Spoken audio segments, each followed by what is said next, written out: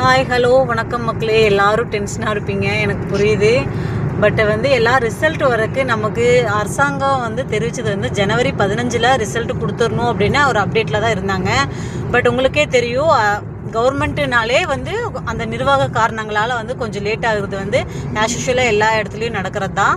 So நம்ம wait பண்ணி தான் அந்த ரிசல்ட் எப்போ வரும் அப்படின்ட்டு கொஞ்சம் பார்க்க வேண்டியதாக இருக்குது.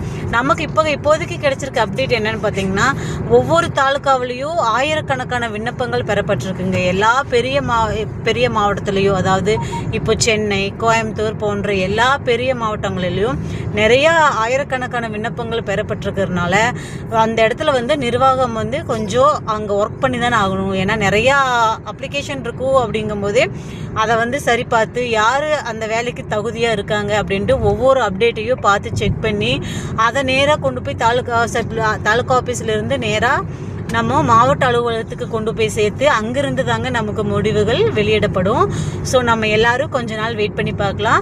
ஜனவரி 15 சொல்லியிருக்காங்க. எல்லாருமே இப்போவே எப்போ ரிசல்ட்டு, நீங்கள் உங்களுக்கு எப்படி அப்டேட் தெரியும் அப்படின்ட்டு எல்லாம் கேட்குறீங்க.